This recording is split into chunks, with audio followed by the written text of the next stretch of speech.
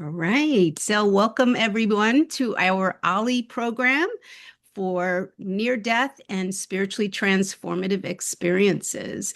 And my name is Catherine Chappie. I'm so happy to be here with all of you. And today we have a wonderful guest all the way from Iceland, and her name is Sharon Lund. And I'm going to introduce Sharon. Sharon Lund has walked a deeply spiritual path throughout her life. From an early age, she experienced a profound connection with her spirit guide, whose wisdom helped shape her understanding of life, love, and the unseen world. Throughout her journey, other spirit guides have appeared during pivotal moments, offering guidance, healing, and support. Sharon has survived two near-death experiences and that profoundly transformed her life, where she was given her life purpose. And she is the author of three books: Sacred Living, Sacred Dying, Embracing Life and Death, and The Integrated Being: Techniques to Heal Your Mind, Body, and Spirit.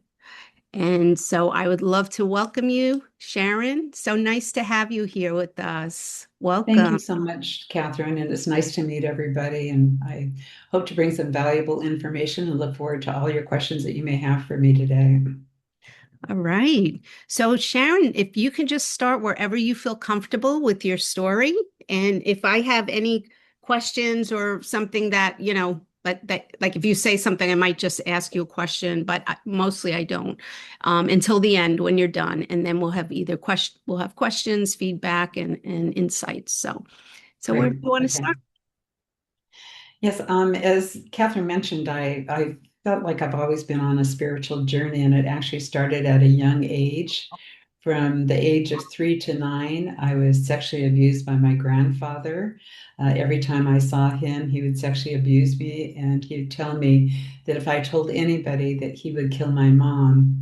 The gift that I found from that was every time I call it a gift because I learned a lot from it, was that every time that he was sexually abusing me, my spirit was lifted out of my body. Laura came to me and she took me out of my body. And she brought me to the park and to the zoo and to my special room and to swing. And she taught me how to communicate with the plant kingdom. And she taught me also how to communicate with the animal kingdom.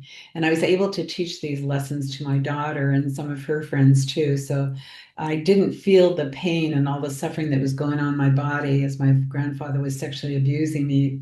But when I came back into my body, I felt a little bit of it, but not as much as I'm sure a lot of people do, because I feel I was protected by my spiritual guide, Alora. So Laura has been with me for many, many years. I've didn't tell anybody about my sexual abuse until I was 35 years old, and I was actually in the hospital with anorexia. And my therapist said I had to tell my parents about it. And when I told my parents, my father said that he would have killed my dad if he would have known it. And I do believe he probably would have done that. And my mother, unfortunately, she grew up with a very abusive family, physically, mentally, emotionally. Her mother was a prostitute. She's in and out of foster care, and she's really abused by the foster parents and some of the foster kids and stuff. So, what I went through was nothing compared to what she went through. I think that all of us come into this world with lessons and with challenges. And I think that we come into this world choosing our family, choosing our relationships, and the lessons that we learn. And from this, I have gained my confidence and I've gained my self esteem by facing the challenges that I've faced throughout my life, which have been many.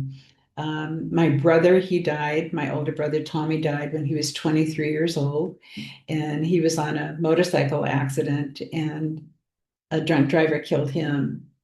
The spirit connection with him and I were very, very intense and very real throughout our life. And when he was in Vietnam, he got shot, and I actually was in a class area in a study hall, and something happened to me in throughout my body, and I started crying and I started screaming, and I didn't know why. and I couldn't control myself. And I called my parents to find out if anything was wrong, and they said no, nothing was wrong. But they called me the next day and told me that Tommy was shot the day and the time that I felt this energy from Tommy. And then when Tommy died, also, I knew the moment that he had died. I didn't know how he died. I just knew that something happened to him. He had died. So we all have this spiritual connection to the spirit realm and to our loved ones, far and near to us. And we can always communicate to them even when they have passed on the other side. My life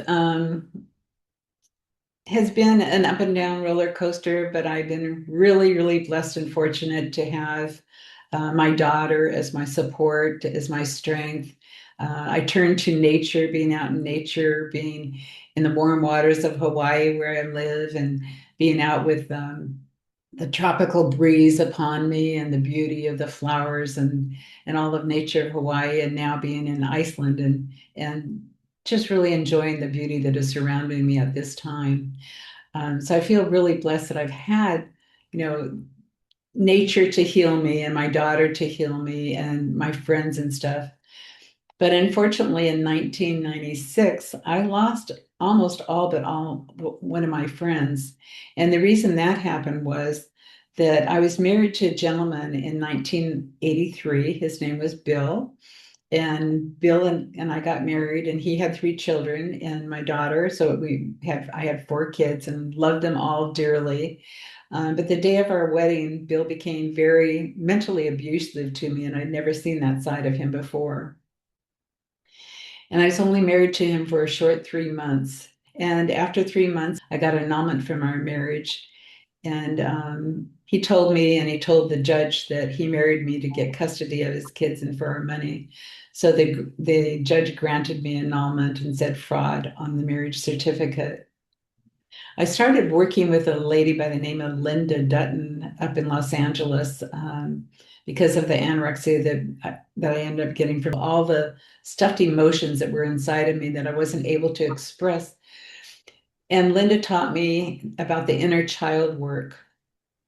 She taught me how to communicate with the inner child, the value of the inner child, and how this inner child never felt protected or never felt loved or needed.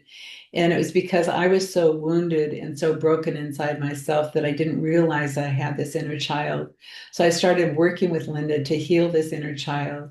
And then she taught me about affirmations, visualization. And this is all back in 1985, before it was really a common thing that was going on. It was very uncommon at that time. And people thought it was woo woo and thought I was crazy doing these kind of things and learning these things.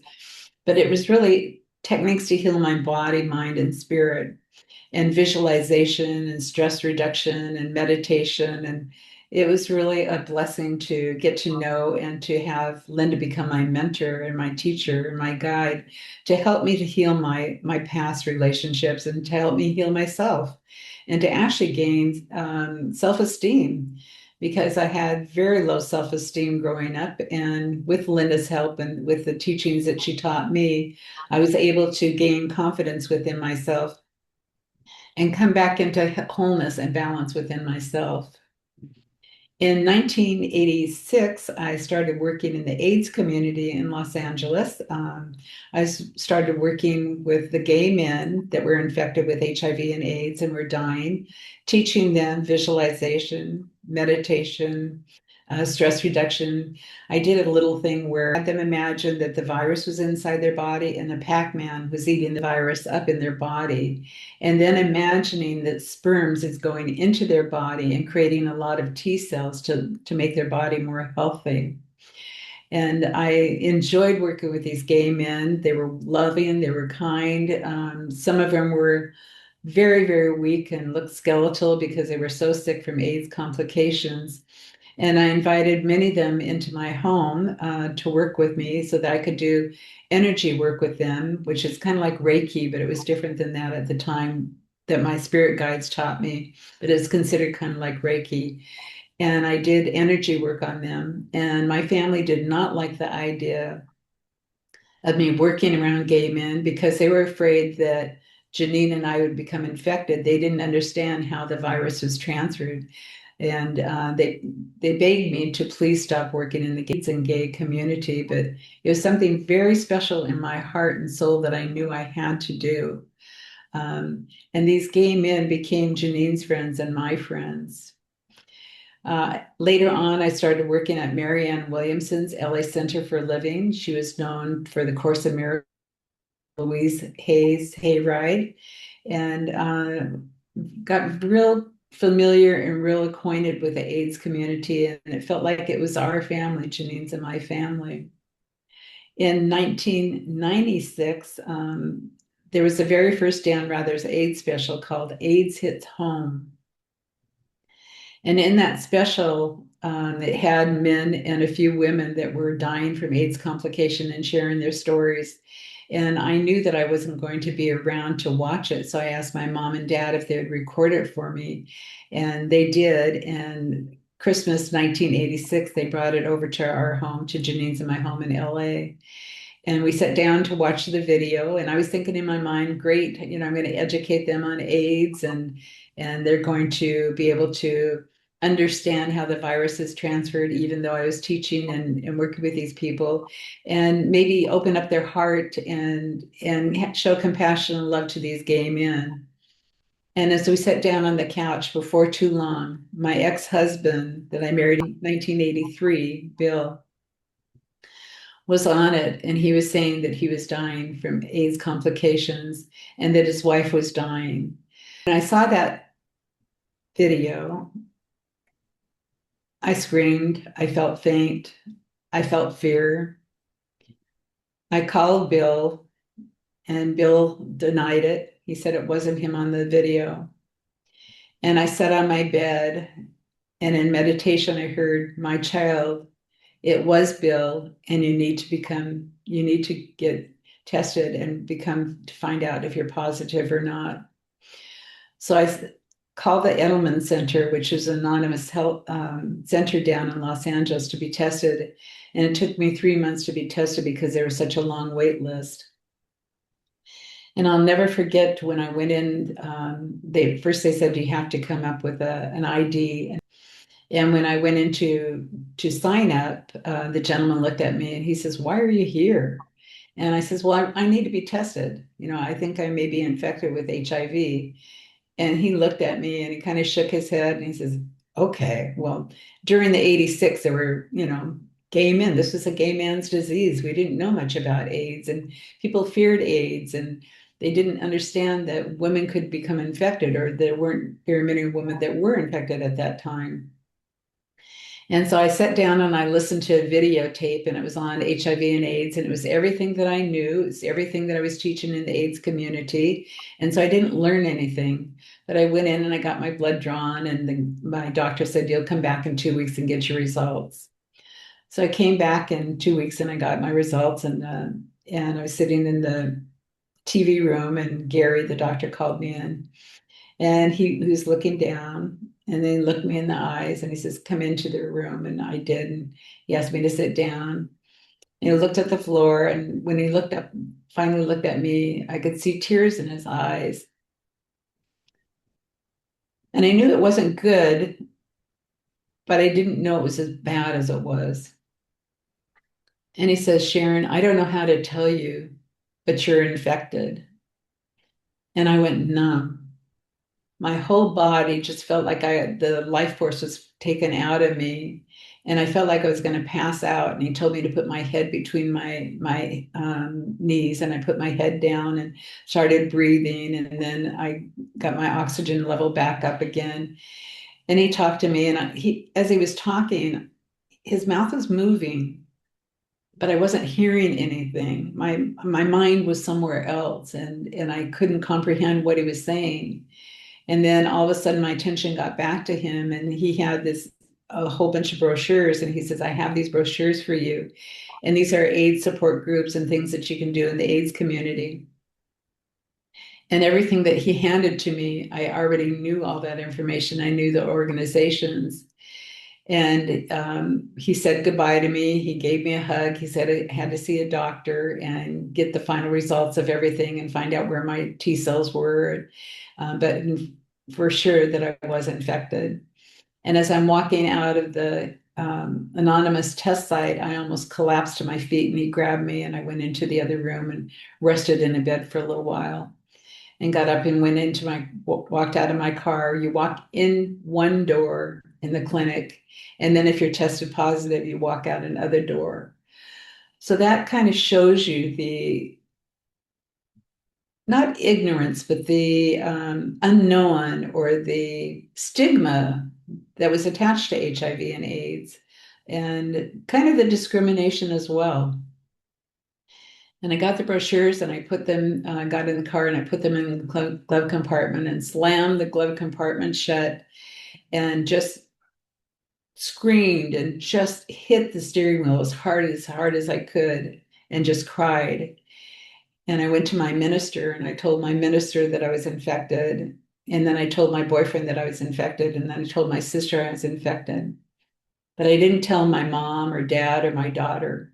I couldn't tell them because I was afraid if they heard that I was infected, that they would be fearful that I would die. Because when you hear of HIV or AIDS in Los Angeles in the 80s, it was like a death sentence. There was like really no hope almost. And so I didn't want to tell them. And my spirit guides, I ended up with two spirit guides. Scimitar came to me. He was Asian. He was about 4'9", and he had a long beard, and he had a staff that he held on to. And he said that he came to me to teach me the Eastern philosophy and the Eastern ways of healing, and that I was to use these ways to heal my body, mind, and spirit. And then another being came to me, Veracocha. I didn't see Veracocha. I heard his voice and I asked questions and I could write down answers to him. But I didn't see him like I did Scimitar. And Veracocha said that he was my master teacher and that he had been with me throughout my whole life. So I feel like Scimitar led me to Linda Dutton, who helped me heal the mind, body, spirit. And he continued to help me to learn other modalities. I did started doing acupuncture, um, colonics, massage therapy every week, things to clear my body, to move the energy, and most important, to have a positive attitude. I believe that we all have spirit guides, angels, guardian angels um, around us. They all are with us. They can all help us, but they can't interfere with us. We have to ask them to ask any questions we have or ask them to help us in any area of our life. But they won't come to us usually unless it's like an emergency or unless it's like a trauma situation. But in everyday life, we have an opportunity to reach out to them and ask them to guide us, to show us the way. What do you want me to do today? What is for my highest good? What is for the highest good of other people that I'm around and that I'm working with? So we all have these guides and spirit guides with us. And there's a visualization that Shakti Goin taught me years and years ago, as well as Linda, called creative visualization, where you actually get in touch with your spirit guide and you get their name and you find out what is their purpose with you, what are you to learn from them, what are they here to teach you, what gifts do they have for you. So I highly recommend, maybe checking out that book or doing a visualization to do something like that. And maybe at the end, if there's enough time, I might be able to bring you through that visualization in a few minutes. In 1997, my doctor gave me 6 months to live. He said that I had 6 months to live because I would not take AZT. AZT was the only drug that was available for people that were infected with HIV at that time or AIDS. It has not been FDA approved. It was still in the experimental stage. And I said, no, I would not take AZT unless I heard in meditation to do so. So I told him I'd call him the next day and let him know if I'd take AZT or not. And I went home in meditation and I asked, is it for my highest good to take AZT? And what I heard is, no, my child, it's not for your highest good. Do not take AZT. So I called my doctor back and I said, I'm sorry, I'm not going to take AZT. And he said, Sharon, you're going to live in denial. You're going to die within 6 months if you don't. And I says, oh, it's okay. I'm not going to take AZT. And that was the last time I heard from my doctor or talked to that doctor. But I got my affairs in order. I got my will, my durable power of attorney, and everything just in case I was going to die. And shortly after that, probably I'd say 3 weeks after that, I was in meditation and I heard, my child, why have you made your doctor God? He doesn't know how or when you're going to die. And that was like an immediate wake up call for me. And I realized that that I had bought into my doctor's death sentence, that I had made my doctor God. And I realized that other people that are faced with life-challenging illnesses, that they too give up, that buy onto their doctor's death sentence, and they don't look at, are there other opportunities or other avenues to look at before, giving up on life. Because so many times when people hear cancer, AIDS, leukemia, um, Parkinson's, they see it as a death sentence or they see it as a terminal thing, where there might be a blessing in there, there might be a gift in there that they can take that and actually learn something from it. So I found a holistic doctor, Dr. Joan Priestley, and she was a young doctor and she was very well known as a holistic doctor. And she said, Sharon, you need to go public with your story. People need to know that women can become infected. They need to know that you're infected. They need to know that this is not just a gay man's disease. So Joan and I went on the radio circuit first and then television and newspapers. And what came from that was that my daughter and I started teaching at high schools and colleges and universities.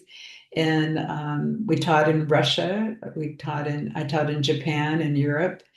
And in Russia, we were one of eight people of the delegation, where we taught over 200 doctors, nurses, clergymen, teachers, lay people, and teenagers about HIV and AIDS back in 1992, right after the Soviet Union.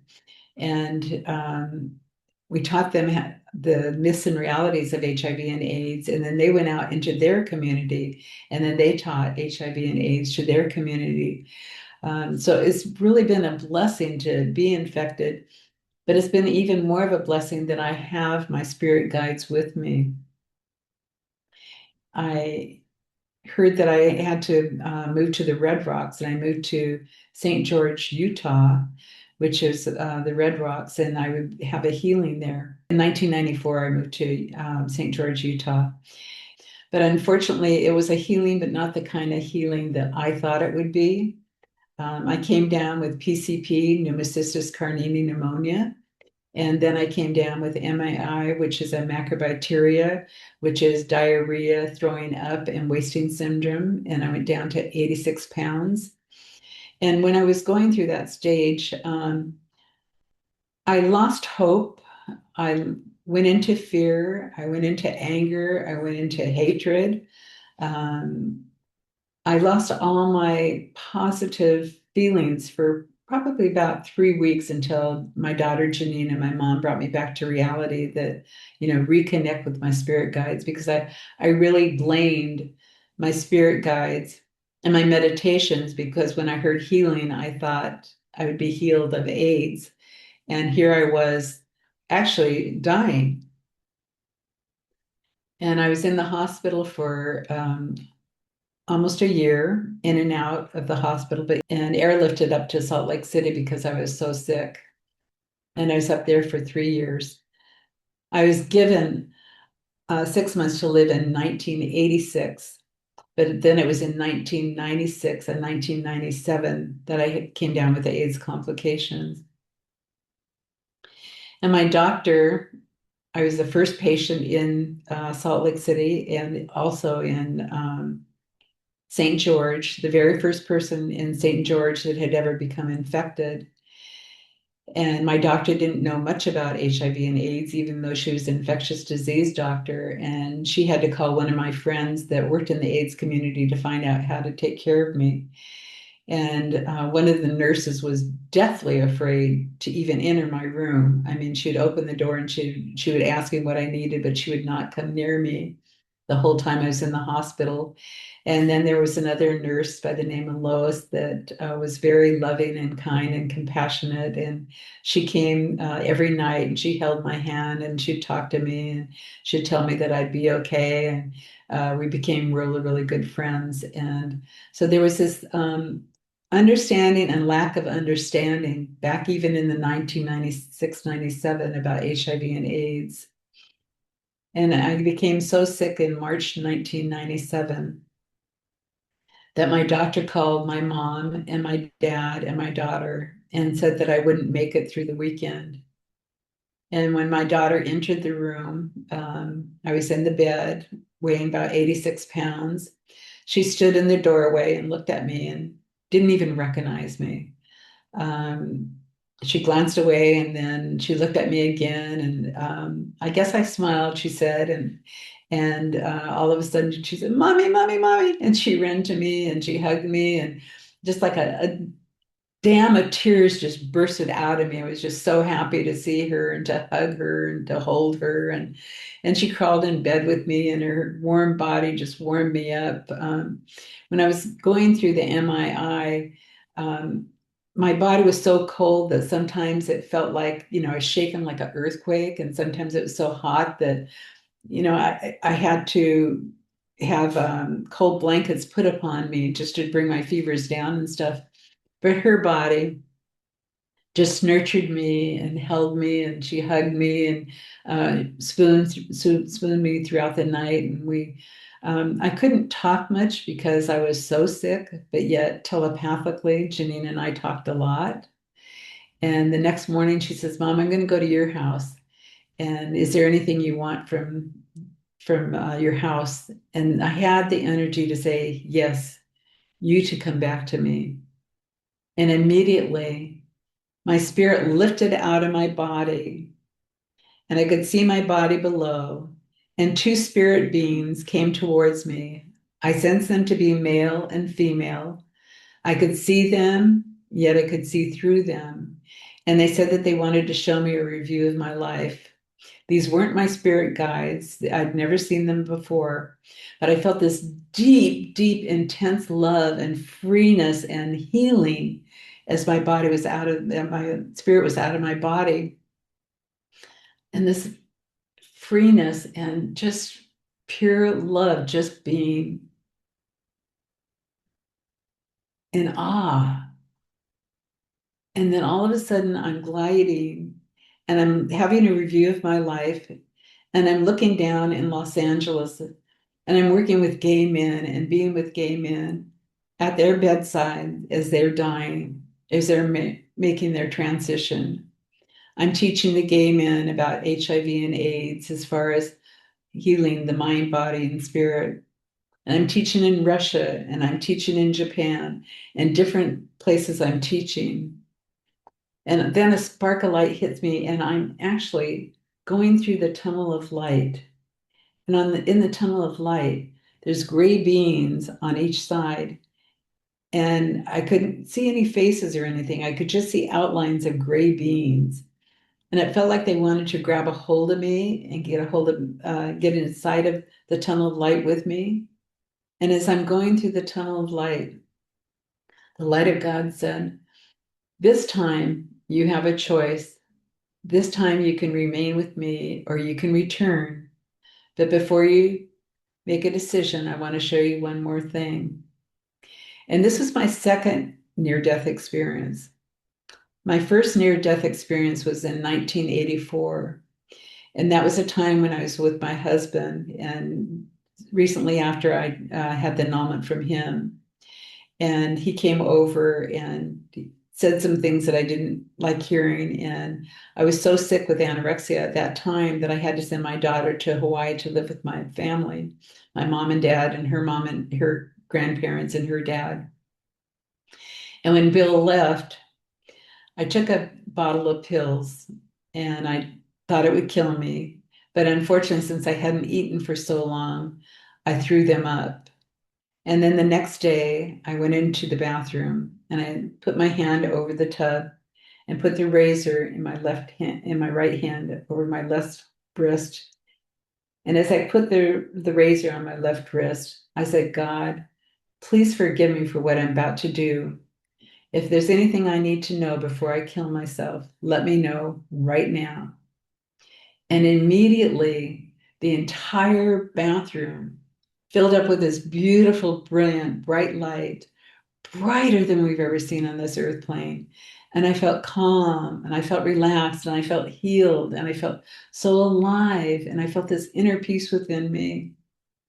And I call the light of God, I call it infinite spirit, said, my child, it's not time for you to die. Get yourself in the hospital. And when you get out, you will become a teacher, teach around the world, become a healer, and write books. Well, back then that didn't make any sense. But as you reflect on it now, I did. I became a healer in the AIDS community. I became a teacher around the world, and I've written 3 books. But back then it made no sense. But when I got out of the hospital, that's where my journey took me. So now here it is, 1997, March 1997, and I'm in this brilliant light of infinite spirit again, feeling this peace and calm and this immense, immense love just filling my whole being as I become one with this light. A feeling that we can't feel down here on this earth plane. It's just, there's no words to explain it. It's just pure love, pure light, the purest form of love we don't even know down here on this earth plane. And as the infinite spirit light of God said, my child, unlike the time before, this time you have a choice. You can remain with me or you can return. But before you make your decision, I want to show you one more thing. And instantly, I'm reliving, not reviewing, not like my past, not like reviewing my life. I'm reliving being pregnant with my daughter. I'm reliving her very first kick in my stomach. I'm reliving giving birth to her. I'm reliving breastfeeding her. I'm reliving the years of our life together, not reviewing it, but actually reliving it. As I'm sitting here today, I was reliving it. And it was so much love between my daughter and I, and so much joy, and such a deep, loving connection between us. And then a spark of light hit me, and I was back in the tunnel of light. And Infinite Spirit asked, my child, what is your decision? And even though I felt healed, I felt this immense love, and I felt peace, I said, I have to return to my daughter. And instantly I was back in the hospital bed. And for the next hour or so, I could see the cells in my body bouncing up and down. It was like light. It was like the light of infinite spirit, the light of God bouncing, bringing me back to life. And when my daughter came back that shortly after my near-death experience, she said I had much more color and I could talk. And that afternoon, I got up and I got out of bed and we walked around the hospital ward. And 10 days later, I was out of the hospital. So I've had 2 near-death experiences. And I asked after my second near-death experience, I said, what is my life purpose now? And, because I had taught, I'd become a healer, and I've written 3 books. I hadn't written my 3 books. And I heard it's time to write your books. But you have to break the silence about death and dying. You have to bring back the sacredness of life and death. And I asked, how am I to do this? And they said that they would guide me. So I ended up starting an organization called Sacred Living, Sacred Dying. And this is an organization that brought about green burials to educate people about green burials and reef burials, and to really talk about the sacredness of life and death, and not see it as to see it as sacred, to see it as when I say sacred, I see that and feel that for every person that I've ever been at their bedside that has died, that their gift was to me to be at their bedside as they were dying, that my gift was to be at their bedside. It is the greatest gift and greatest honor you can ever give anybody, to be with them as they're dying.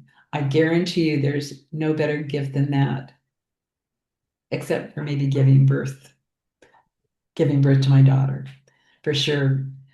Um, so I did the sacred living, sacred dying, and then I asked, what would you like me to do next? And it was write my 3 books, and then it was to produce a documentary. And I said, I can't produce a documentary. I don't know anything about producing. And what I heard was, you're not going to produce a documentary. We're going to produce it through you. And everything was divinely guided. I didn't have to do anything but ask in the morning, where do you want me to go? What do you want me to do? Bring to me the people that you want me to meet. Bring this all together. And that whole documentary came together within 3 months. And we ended up winning the second place in the Honolulu International Film Festival.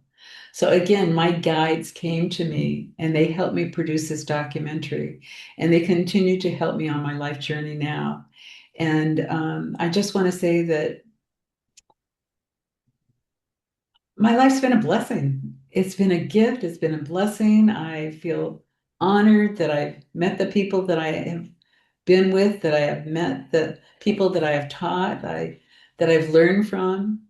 And I give thanks that you are here today listening to my story. And I hope that something that I have shared might bring new awareness to you, or maybe you have questions that you'd like to ask me. But I'm just here to share my truth and to share my story. And in fact, I'm having a documentary made on my life story at the moment. That's why I'm here in Iceland.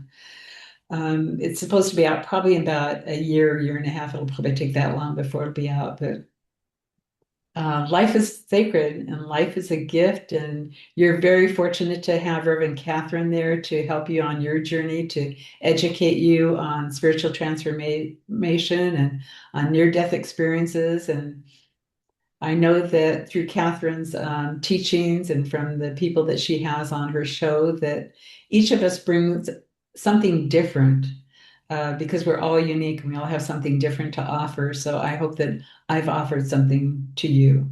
Thank you. Absolutely. Wow. That was beautiful. Thank you so much. And you absolutely have added so much to what we've been learning here. And we're all teachers and we're all students, right? So we all learn from one Absolutely. another. And so, and everyone is so unique. Everyone's journey is so unique and so specific to what they Right. need to learn and where they are in their life. And that's why I find experiencers fascinating, right? Because everyone is so different, but there's that love, Absolutely.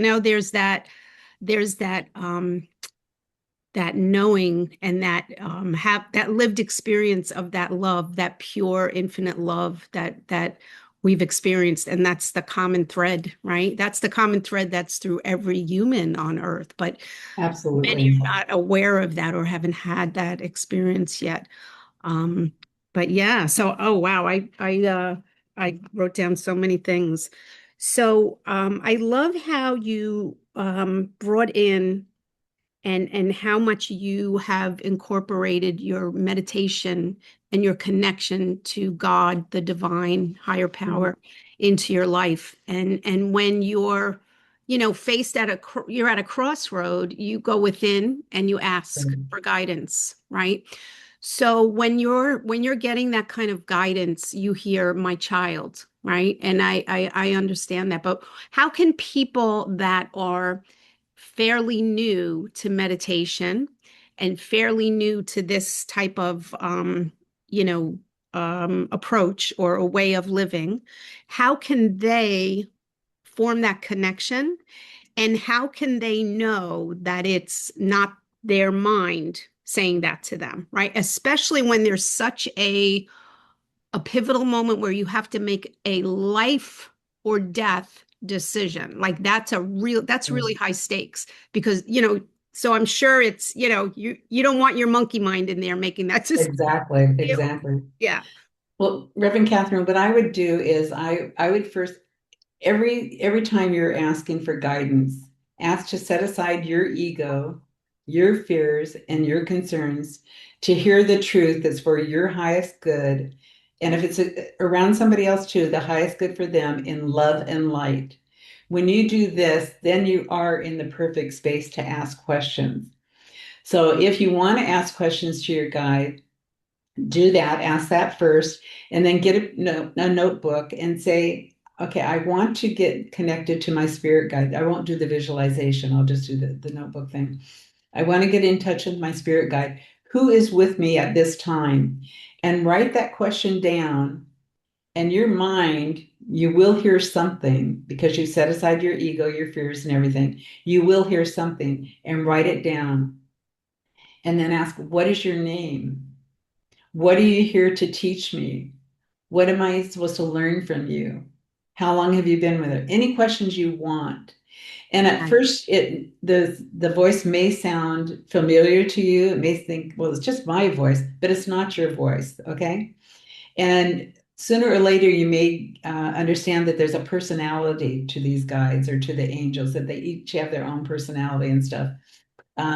So you get to know them, but just start asking questions, but do that little prayer and always, always thank them. You have to thank them at the end for coming to you and say, thank you for coming to me. I'll come to you again and I want you in my life. And anytime you're in any kind of trouble, just call on them. Just call on them. They hear Oh, us. and when you get the name may make no sense to you. Right. And if they're talking too fast, tell them, please slow down. You're talking way too fast for me. I had one spirit guide that came to me and it spoke another foreign language. It's like, I don't know who you are. I'll be happy to have you in my life. Very, very short time he was there. But I Yeah. said, you need to speak in English. So, yeah. Yeah, yeah. Well, there was one spirit guide that you talked about. Well, the first one was Alora or Aurora. Laura, And then the second one, that was very interesting. scimitar, Say it again. scimitar, Dematar. scimitar, Sematar. Uh-huh. Oh, scimitar. Okay. Right. And Wow. then Viracocha. Viracocha. Wow. See, they have And very unusual names, right? yeah, and I didn't know who Viracocha was until I went to Peru. And when I went to Peru, I found out that Viracocha is actually what they Say the last part. You blanked out. You found out. I went to Peru Mhm. and I went to Machu Picchu and did a vision quest in Oh, Peru. And what wow. I learned in Peru is that Viracocha is actually what they call God. Oh, wow. Very Yeah, interesting. So now there's a difference between spirit guides, of course, and God, the divine. So right. when you are asking for information or asking to be guided, um, do you go back and forth between asking your spirit guides and God? And when do you know when to ask God or when to ask your spirit, or do you ask all of them together? I would say it depends on what the question is. I trust Veracocha 100%. I mean, Veracocha has been with me my whole life. So I turn to Veracocha, and Okay. consider, yeah, yeah. Yeah. Scimitar actually left me when I was in Peru. Okay. He was with me for about 9 years. Oh, And then he said that he had taught me everything that I needed to learn from him and mm, that Annika would come to me and Annika would help me with my writing. nice. So when he Yeah, left, though, I was devastated. It's like I lost my best friend. So they do come and go. When you learn the lessons from them, they come and go. But that's what I Vera was Coach going is to say. always with me. Yeah, Yeah, our spirit guides can change over a lifetime. Some right. are guides that will stay with us throughout the journey, and we can always and even if they're there for a little while with us, we can always call on them again. They're Oh, yeah. they've never abandoned us, but they've kind of Right. like they've done their job. And so now they're on to other things. But if we feel like we want to connect with them, we can, right? Absolutely. They're always part of our family, our spirit family. Yeah. Absolutely. Oh, wow. All the things that you've learned. And, one of the things that really jumped out at me was the struggle and the pain and everything that you went through with your health conditions. But wow, so much that you have given to others through that, right? Like if you didn't go through all of that, you would not be able to do the work that you are here to do. So Right. it really is. It's like two sides, right? It's what is the word? It like the yin and yang of life, right? We go through the really hard things, but then there's the absolute blessings of those. Absolutely. I mean, I Absolutely. don't even call them gifts. I just call them blessings because they are Yes, such blessings. And they bring not only us so much joy and love, but we also are giving to others that feel that joy. And so it's like a reciprocal thing, right? I agree. Yeah. So that is really wonderful that you've done that with your life. And now you're making another documentary? Is this your second one? This is my life story. The other Okay. documentary was about it was 8 people that had near death experiences, but this is Oh, my whole life story. and what was that one called? Dying to Live NDE. Maybe out on Amazon. I don't know. This is back in 2010. Right, Dying But to Live. So maybe, this way people can look for it, right? They can look sure. for it on where would it be? Maybe Amazon. Yeah, but if they get the book, there's more 18 near-death experiences. It includes all of the video, and it includes 10 other people's near-death experiences, children's as well as Bernie Siegel's and other people. So Oh, it wow. includes all of that. So that is definitely on Amazon. There's more 18 near-death experiences. Okay. But the documentary that can be found where? I don't know if it's Okay. out anymore. I really don't, Reverend All right, Catherine. we'll look for it. Yeah. And then the next one that's coming out, that this is the one that you're working on now, this documentary. And what is this one going to be called? I don't know. Right I'm now going it's to just ask. right now it's called A Mother's Aid Story, but we don't even know. We've been Okay. filming for 8 months and we still don't have the You title. don't know yet. Well, I'm sure you will be guided, and the Right, right, perfect title will come to you. Sometimes it right. happens at the end, though, right? Exactly. That's what everybody says. Yep. Yeah.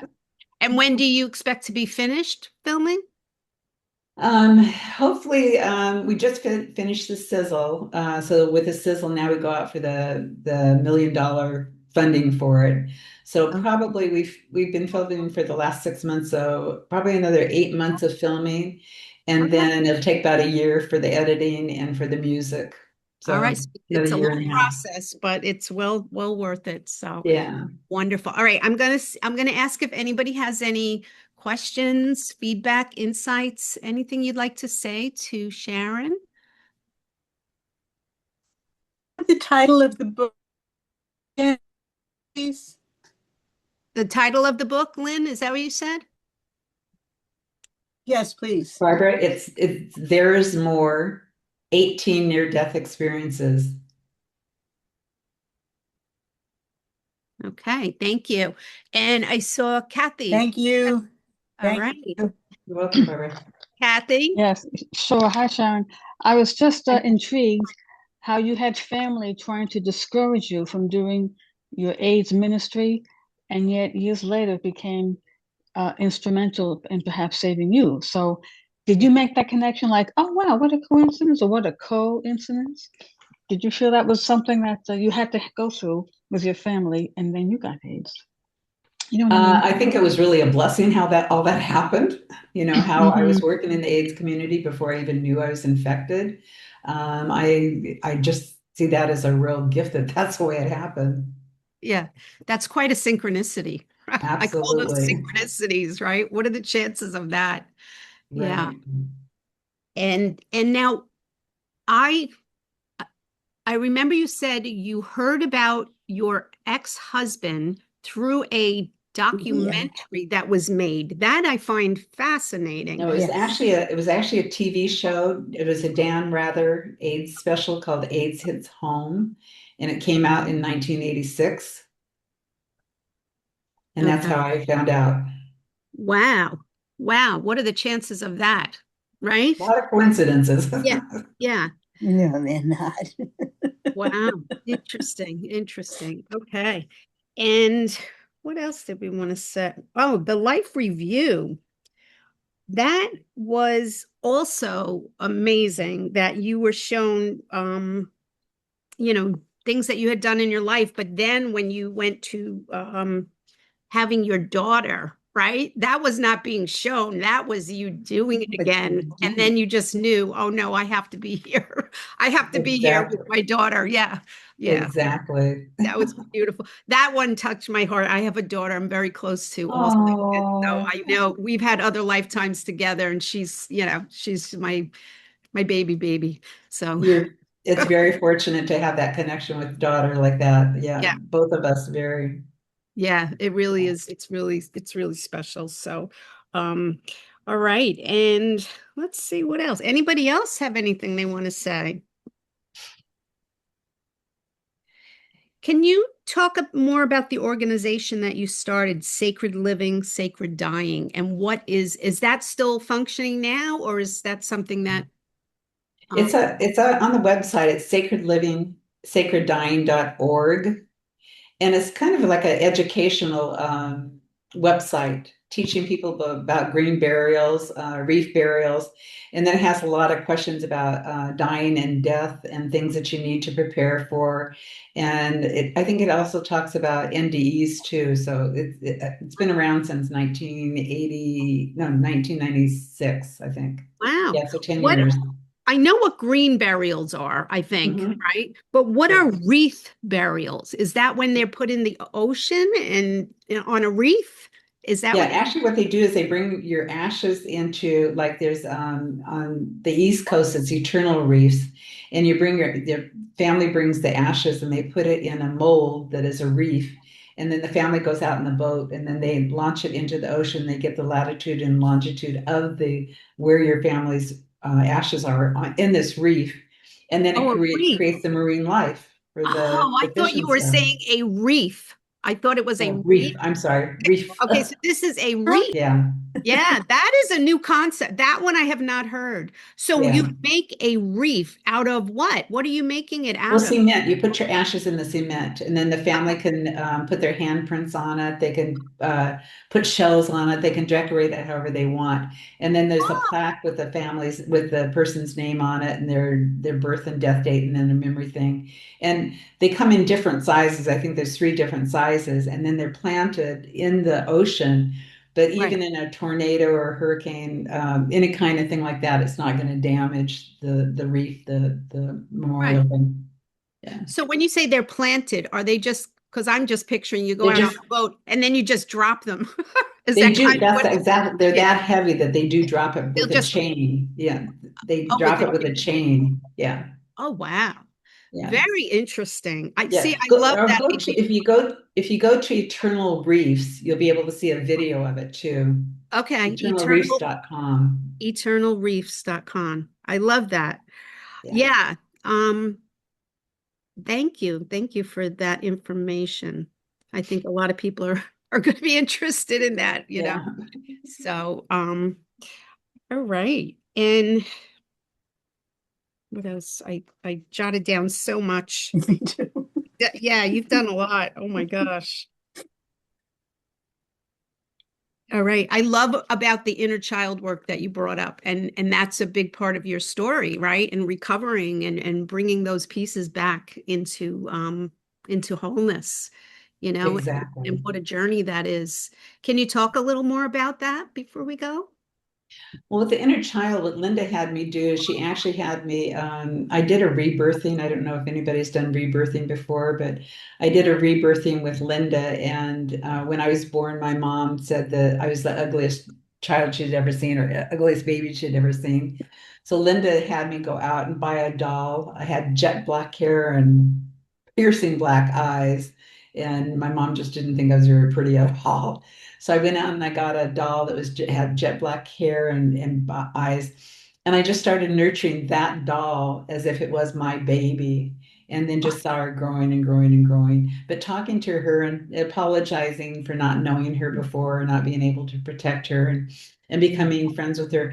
And the thing is that I would ask her as she got older, say like 5 and so or 3, what would you like to do? Sometimes she says, I want to color. So I'd go out and I'd get a coloring book and I'd color and have her by my side, pretend she's on my side. She loved to swing. We'd swing, swing, swing the night and day away, you know.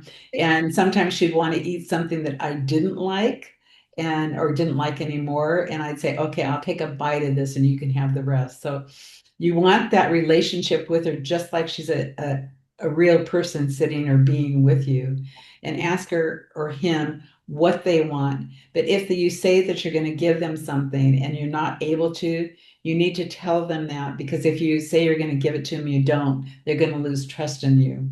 Right. So it's So you building need that to gain the trust. trust. Yeah.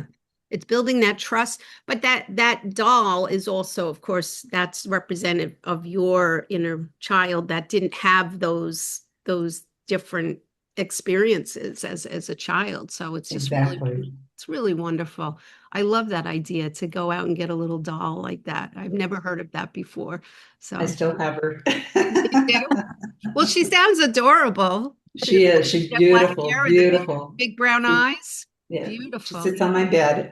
Sure, you were a beautiful baby. Thanks. Aw. All right. So, anybody I else? have Can to, I ask a Catherine. question? Sure, you can. Who's this? So this is Val. I know that the class is talking about, angels and spirits coming to you, but what is the most easiest way to detect if that's who's doing it? Like, does it happen to everybody? Does it happen to some people? Do you have to channel them, or do they just appear? No, you don't. Question. Everybody has them, and you don't have to channel them. You don't have to be in trauma. Just start asking to set aside your ego, your fears, and your concerns to hear the truth in love and light for your highest good and other people. And then start asking questions on a piece of paper like, I want to know my spirit guide or my angel, whatever you want, Uh-huh. and say, come to me now and tell me what your name is, and just start asking them a question. And your mind will tell you, but it may not sound like you and it may sound like you, but just keep writing and eventually you'll understand that this is your angel or your spirit guide that's with you, and it's not you, it's really them.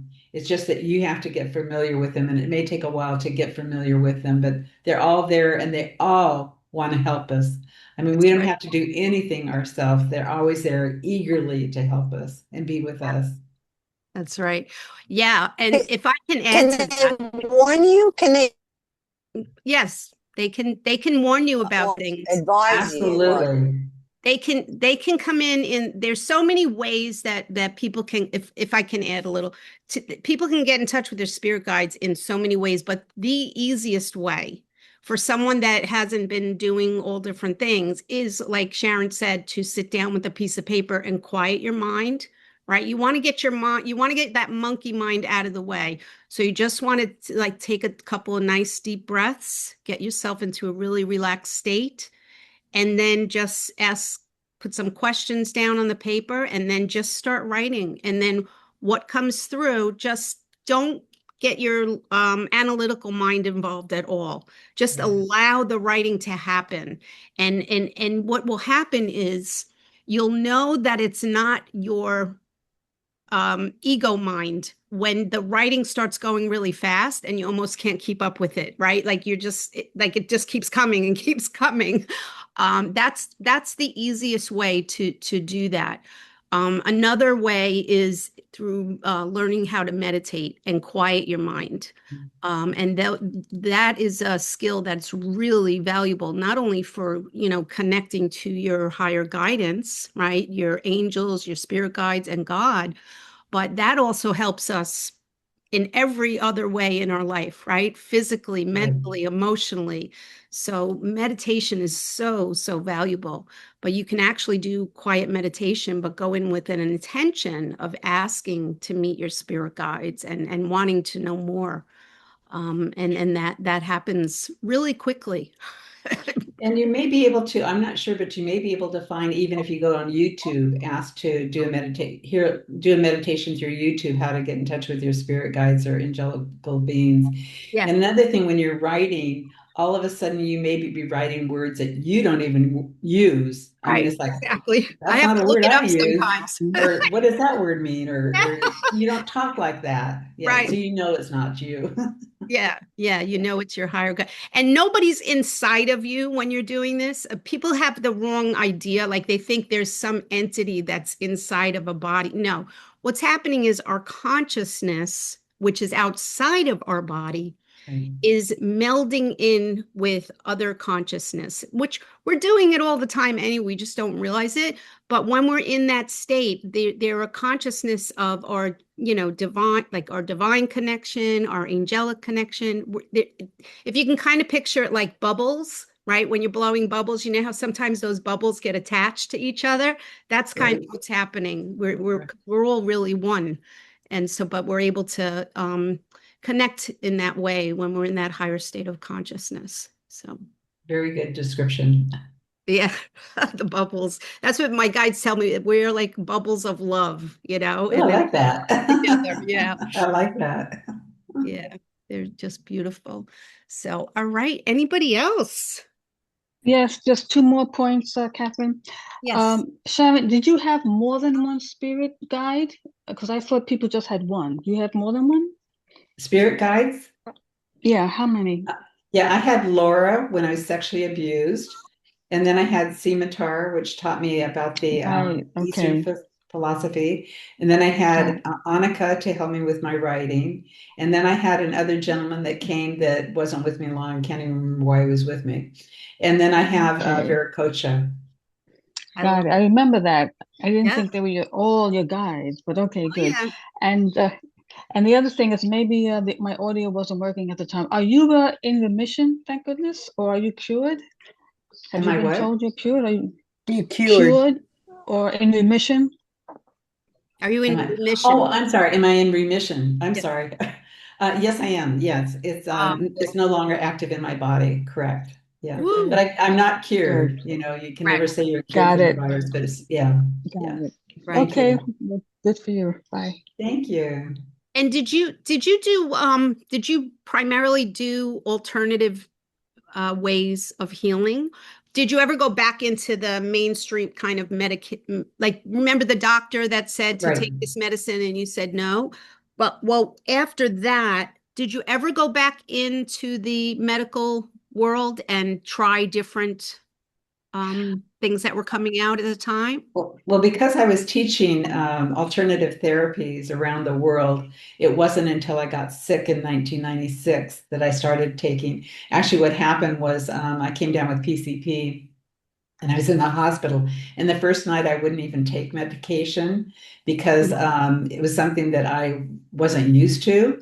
I Yeah, knew that if I had a headache, I'd find out what the emotion was attached to it and what I right, needed to do for it. But what I heard in meditation, it was, my child, it's now time for you to take the medication. right. And if it's a drug, put it in your hand, bless it. The researchers, the pharmaceutical company, the doctors, and bless it and see that it's healing your body. And if it was an IV, the same thing. So in 1996 is when I started using the Western drugs, but before then I did not, Wow. which is So, really and uncommon that someone can look at one. how many years did you have it before then? From 1983 Oh, to wow. 1996, that was Wow. only alternative therapies. Wow.